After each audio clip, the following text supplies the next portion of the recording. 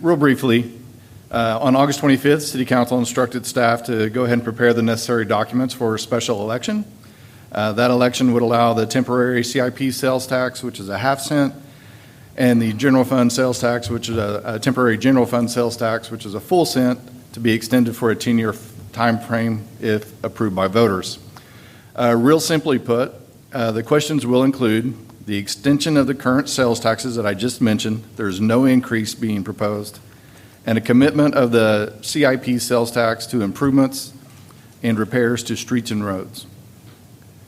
This is a little background. Both taxes will expire in March of 27 if not renewed.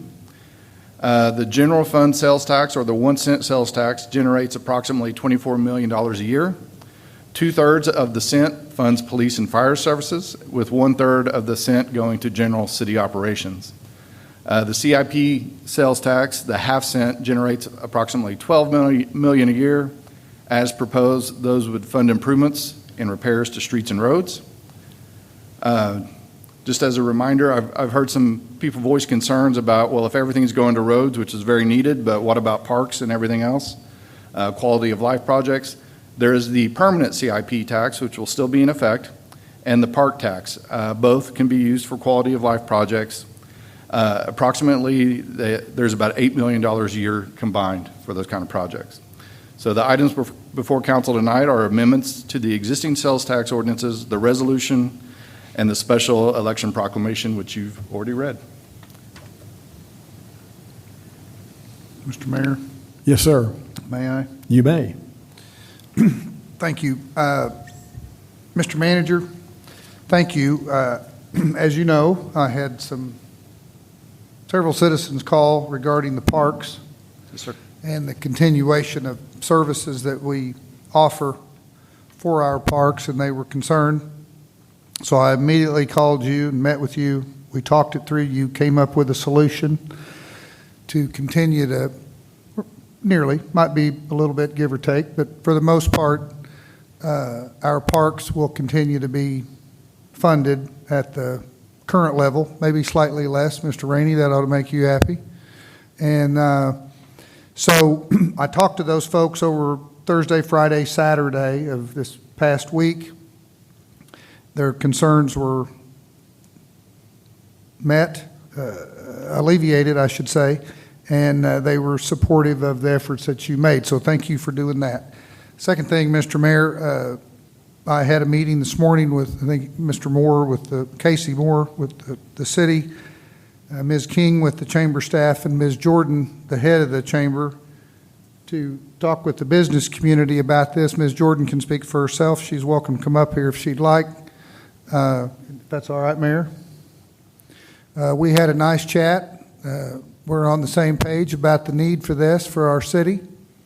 And I spoke of the parks while we were there, or maybe as the meeting was busting up. But Ms. Jordan, if you wouldn't mind highlighting that thought.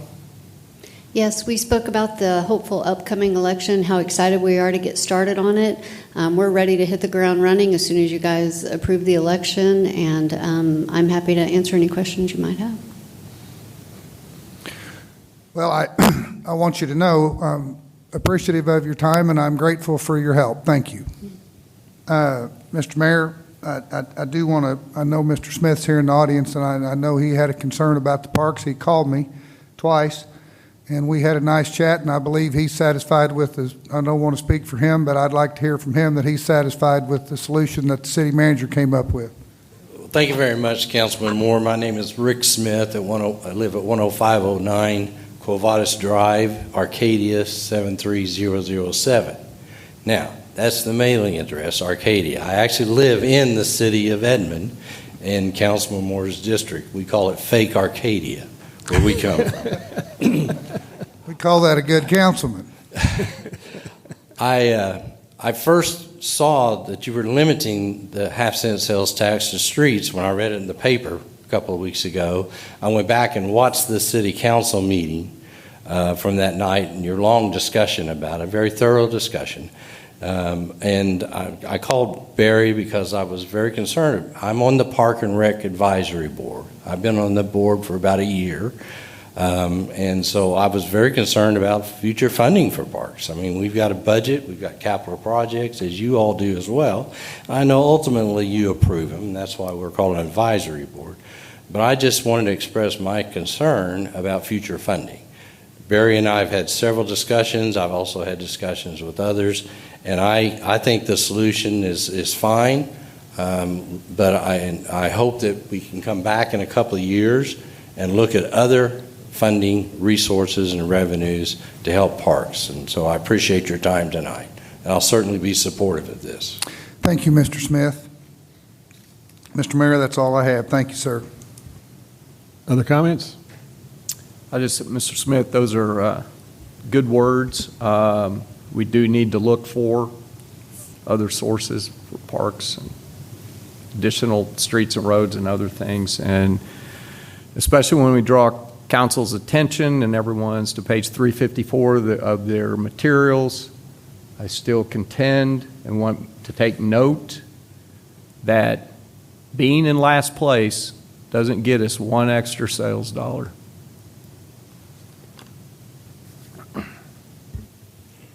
Other comments? Well, I guess I'll throw a few in there before we see if anyone wants to speak from the floor. Mr. Frame, I still agree with you, but I also know that we've made a commitment, as we've talked about, to the voters when we approved this tax 10 years ago. And I made a commitment to the voters in both February and April that we've got to get our house in order. And I can tell you that when we get our house in order, when we get our budget to a point where everyone in town can understand what's happening and we know what it takes to run this city, I'm there with you.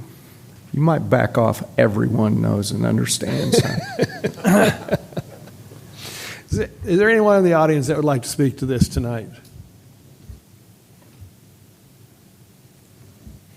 Hey team, Taylor Hildenbrand from 1533 Historical Avenue, which is Ward 2. So just a couple quick thoughts and maybe an idea or two. So I'm the chair of the Parks and Rec Advisory Board with Mr. Smith, and had an interesting kind of observation, because I agree with you that broken roads don't necessarily contribute to the economy, but a trail access may or may not contribute to a 2 to 5% increase in a certain occupancy of a certain project that's directly correlated to a park project, which would result in about $32,000 of additional city revenue, or I guess you could see that as a reduction of city revenue should trail access to a huge amenity of the City of Edmond not be available to a multi-unit developer. Just kind of cool, I thought. But I think just from a general standpoint, the Parks and Rec Advisory Board would probably land in the framework where Mr. Smith landed. So I know we're all kind of new to this board. I'm new to the chair position. So here's my idea. Kind of concerned about the speed at which it's going, understand the nature and the constraints of which we're working with, given the timeline. And so our Parks and Rec Advisory Board meets the third Thursday at 5:30. I'll bring the pizza and a presentation on the Parks Board projected budget. If you want to bring an open mind, we'll have an empty chair for you. So would love to meet you there and kind of go over where we see our spend in the future and how we can work together for a mutually assured success.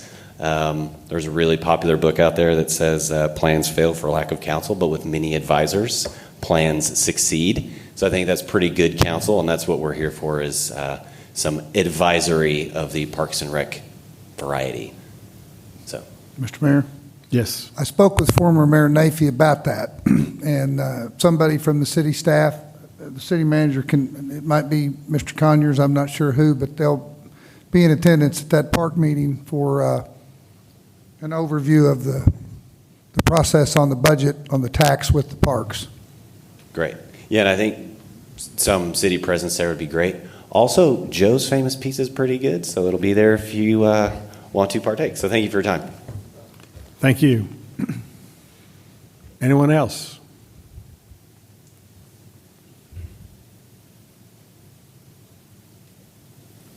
Taylor Wilson, 748 Dune Circle. Really appreciate you dedicating it to the roads, the biggest issue currently in Edmond, and fully agree we will need to come back at a later date after all the work's done to raise the sales tax more.